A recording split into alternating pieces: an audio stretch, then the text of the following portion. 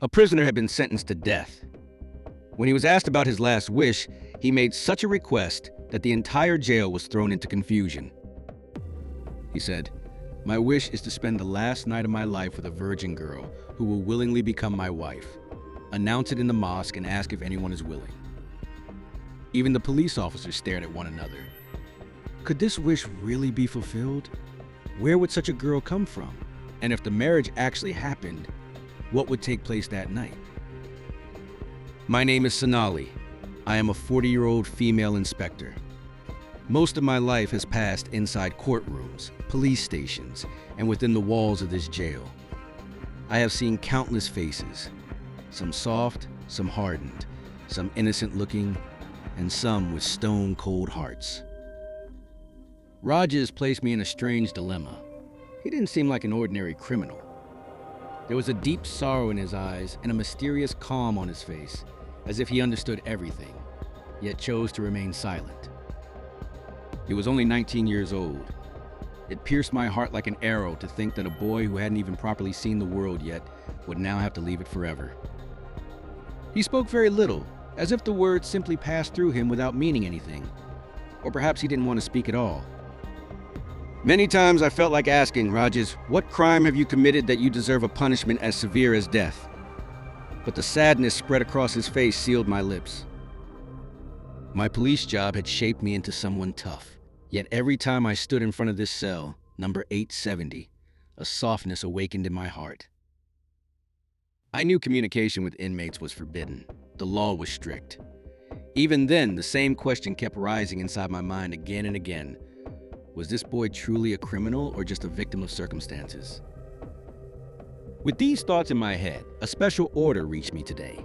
An order not only related to Rajesh's last wish, but one that would shake our entire prison in the coming days. In 2 days, prisoner number 870 would be executed. During this time, he was granted permission to meet his mother and father for the final time. The moment I received the news, a strange restlessness spread through me. Hardness in the prison environment was normal, but today the air carried a mix of sorrow and fear. I knew that every death row inmate had the right to express a final wish, whether it be a special meal, a meeting, or any other desire. But no one had ever made a strange request like the one Rajesh later made. Rajesh Gumar's body was thin and tall, but his mind was strong. When he met his mother, the scene was heartbreaking. The woman held her son's neck and cried uncontrollably. "You are innocent," she kept saying, and her belief shocked me. Even after the sentence was announced, she had not lost hope. She believed there must have been some misunderstanding. That very day, I was ordered to ask Rish about his last wish. I thought perhaps he would ask for some time with his family or some simple final request. But when I stood before him, there was an unusual calm on his face. I asked slowly, "Rajesh, do you have any last wish? Tell me and we will try to fulfill it." He looked at me. He stayed silent for a few moments. Then he said, "I have one wish, but even if you promise, will you really fulfill it?" I replied, "This is the right of every prisoner. We will try to fulfill your wish." I thought maybe he wanted to meet someone. But when I took him to the SP, "Sir," and the SP gently asked, "Son, what is your last wish?" The words that came out of Rajesh's mouth made the entire room heavy. Rajesh said, "I want to get married for the first and last time in my life. I want to spend one night with my wife." Before the execution, his words, the room fell completely silent. The SP, sir, I and everyone else stared at one another in shock. "Son, we can arrange a marriage, but think, who will marry you? Everyone knows you'll be hanged in 2 days. You come from a poor family. You have no wealth or influence. Why would any girl ruin her life to become a bride for only 1 day?" "I stand firm on my word, sir. My last wish is only this one. Ask for some other wish. Do you want to eat something? Do you want to meet someone? Do you want to go somewhere? Say it. Marriage is not possible." "Sir, don't worry. My marriage will happen on its own. You just do one thing. announce in the mosque that prisoner Rajesh Kumar wants to marry someone for 1 day before his execution, and any girl who is willing can become his wife. Hearing this, I suddenly froze. The whole room went silent, filled with disbelief. How could a prisoner make such a strange condition? Breaking our silence, Rish said, "If any girl agrees, don't stop her. Otherwise, I don't want any other favor. I'm ready to be executed right now." There was such truth in his eyes that no one could deny him. The SP, sir, tapped the table and said, "Fine, we will make the announcement, but we don't believe anyone will come." That same evening, the announcement was made from the mosque near the jail. Prisoner number 870, Rajesh Kumar, wishes to marry for 1 day as his last wish. Any girl willing of her own choice may contact the jail administration. The announcement spread throughout Kaipur, but none of us believed anyone would come. We all thought no girl would agree to such a condition. Rajesh came from a poor family. No fame, no status. Who would accept him as a husband? To us, it felt almost like a joke. But barely an hour later, a constable rushed into my office and said, "Madam, a girl dressed in bridal clothes is standing at the jail gate, and she has brought a priest with her." Hearing this, both the SP, sir, and I were shocked. We hurried outside. There stood a delicate girl of about 17 or 18 years. She wore a red bridal dress. She was adorned like a bride, but her face carried an unusual calmness and determination. Beside her stood an elderly priest holding the marriage register. The ASP, sir, asked in a strict voice, "Bandy, what is this? Who is this girl?" The priest respectfully answered, "Sir, this girl. She came to me herself. She said she wants to marry Rajesh Kumar." I tried to explain to her, "Daughter, he is a death row prisoner. Why are you destroying your life?" But she did not listen. She said, "This is my decision. I truly love him." Hearing her words, a strange shiver ran through my body. The jail corridor fell silent. We could not believe that someone loved Raji so deeply that she was ready to give up her respect, her world, everything. But the law says a prisoner's last wish must be fulfilled, so we gave permission. The priest was brought inside. Rajesh was taken out of his cell inside the jail office. Following a few simple rituals, the marriage was completed. After the marriage, Rish smiled and said, "Now, as promised, please let me meet my wife. I want to talk to her just for 1 night." Hearing this, I was surprised, but the SP, sir, silently nodded in approval. I escorted the girl to Rajesh's cell. I closed the door and walked away. I thought she would come out on her own after a while. Time passed and I began to hear faint, soft whispers from inside, as if someone was trying to open something. I listened for a moment, but thinking it was nothing, I calmly returned to my office. Night grew deeper. Suddenly, the jail echoed with a scream. I ran toward Rish's cell. When I opened the door, the girl stood there in her bridal clothes. Her veil was pulled down, and she was gasping for breath. Her body trembled violently. Shocked, I asked, "What happened? You came here willingly. What has changed now?" She stammered, "Oh, please get me out of here. I won't stay here." In a sharp tone, I asked, "Why? Is the madness of love gone now? Are you afraid of the consequences?" But she remained silent. Her fingers tightly gripped the edge of her dress. Her face carried such terror as if she had returned from a nightmare. I opened the gate, and the girl bolted out like lightning.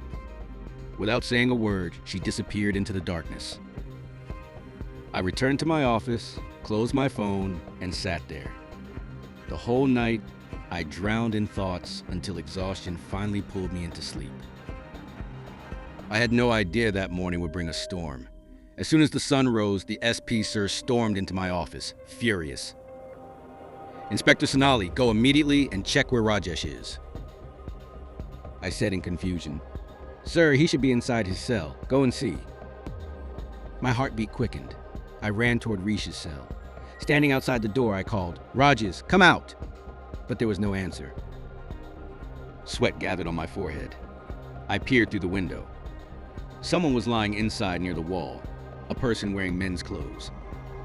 I unlocked the door and rushed in. I stepped closer, and as soon as I turned the person toward me, the ground slipped from beneath my feet. It was the same girl, the one who came as a bride last night. Now she was wearing Risha's clothes, lying unconscious. My hands began to tremble. The SP sir arrived right then. Seeing the scene, he shouted, "What kind of drama is this? Where is Rajesh?" I couldn't say a word. He shouted loudly, "Because of your negligence, the discipline of the jail has collapsed. A death row prisoner has escaped." I was completely stunned. My mind went silent. We all realized that Rajesh had played a move that blinded us. He had escaped from the jail wearing the groom's outfit, and that girl was probably his partner. She had willingly sacrificed herself for him. When she regained consciousness, she spoke in a very calm voice. "You all did wrong to Rajesh. He did not deserve the death penalty." I got angry and said, "The court will decide this case." She gave a faint smile and said, "The decision will take time, and time will prove that he is innocent." The SP, sir, gave a strict order. "Find Rajesh. If we fail to catch him, the consequences will be severe." There was chaos throughout the whole district. A death row prisoner had tricked all of us and escaped. The SP, sir, was furious like fire, and my heart was beating fast. I couldn't understand how I had made such a big mistake. I trusted someone who had lied to us. Now there was only one way left to get the truth out of that girl. Finding Rajesh was impossible. He had escaped many hours earlier. I said in a strict tone, "Listen, girl, now you will be questioned. If you don't tell the truth, the result will not be good." She was calm, as if everything had already been decided. She said, "I will tell you the whole truth about Rajesh." I looked closely at her face. There was no fear or confusion. I asked, "Is he really your brother, or did people arrange this drama?" She stayed silent for a moment, then slowly said, "No, he is not my only brother." A wave of anger rose in me. "Then why did you do all this? Why did you marry him? You both fooled the entire jail. Rajesh has escaped, but remember, we will find him." She looked directly into my eyes and said, "You're wrong. He hasn't run away. He will come back." I was shocked. "How can you be so sure?" "Because he knows where he has to go, and when he has to return now, he is my husband. He will not leave me." There was such confidence in her voice that for a moment my heart also trembled. I said in a harsh tone, "Why do you trust him so much?" She replied, "If you listen to my entire story, maybe you will change your decision. Then you will understand who the real culprit is and why Rajesh did what he did." I became silent. That girl still stood firm as if she was hiding a big truth. Then she slowly said, "My name is Pri, and my elder sister was engaged to Rajesh." Pri started speaking. "Rajesh has been a brave and fearless boy since childhood. No matter what moment came, he never stepped back. He is my father's uncle's son, and which means my cousin. My father loved him very much. And when he arranged my elder sister's engagement with Rajesh became a part of our family." I quietly listened to her. There was sadness and pride in Pri's voice. Our village, Saharanpur, is a small village, but the environment there was strange. One night, Rajesh came to visit our cousin's sister. That night, our father was not home, and we two sisters were alone. I was in the kitchen making tea. Rajesh was talking with my sister in another room. Everything felt normal. Suddenly, loud knocking started at the door. When that moment came to her mind, Pri's voice began to tremble. I looked outside the door. 3 or 4 wicked men were standing there. Their faces showed arrogance. One of them said, We know a young man has come to your house. Send him out. I froze in fear. I prayed my sister wouldn't come out or that nothing dangerous would happen. Hearing the noise, Rajesh immediately came outside. He gestured for me to go inside. I went to my room, closed the door, and listened with my ear against it. Outside, Rajesh stood in front of those thugs. One of them said something disgusting, but Rajesh did not show his anger. If he wanted, he could have beaten all of them. But he knew he was alone, and we two helpless sisters were inside the house. Rajesh politely tried to explain and somehow sent them away.